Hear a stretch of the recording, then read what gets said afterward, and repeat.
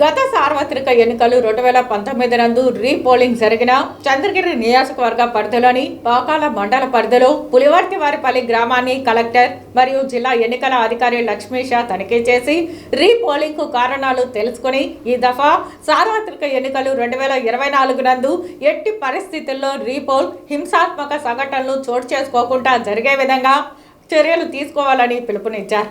శనివారం మధ్యాహ్నం చంద్రగిరి నియోజకవర్గ పరిధిలోని పాకాల మండలంలో 2019 సార్వత్రిక ఎన్నికల్లో రీపోల్ జరిగిన పోలింగ్ కేంద్రాన్ని పులివర్తివారిపల్లి పోలింగ్ కేంద్ర గ్రామాన్ని సందర్శించి పోలింగ్ కేంద్రం ఎంపీపీ పాఠశాలను పరిశీలించి అక్కడ ప్రజలతో మాట్లాడుతూ మహిళలకు అవగాహన కల్పిస్తూ అమ్మా ఓటు వేయడం మన హక్కు అని ఓటు హక్కును తప్పక వినియోగించుకోండి అని సూచించారు.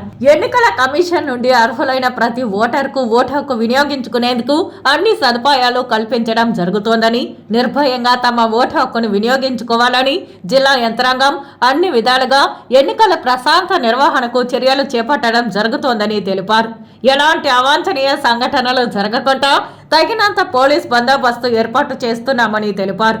రానున్న సార్వత్రిక ఎన్నికలలో ఎలాంటి హింసాత్మక సంఘటనలు చోటు చేసుకోకుండా రీపోల్ కు తావు లేకుండా కేంద్ర బలగాలు, రాష్ట్ర పోలీస్ బలగాలు, మైక్రో అబ్జర్వర్స్ ఏర్పాటు, వెబ్ కాస్టింగ్, వీడియోగ్రఫీ తదితర ఏర్పాట్లతో పర్యవేక్షణ చేపట్టడం జరుగుతోందని తెలిపారు. ప్రతి పోలింగ్ కేంద్రంలో పిఎస్ సంఖ్య వివరాలను, పోలింగ్ కేంద్రాలలో మౌలిక సదుపాయాలు, ర్యాంప్, తాగునీరు, మరుగుదొడ్లను పరిశీలించారు. అనంతరం ఒంటిపల్లె పోలింగ్ కేంద్రాన్ని పరిశీలించారు.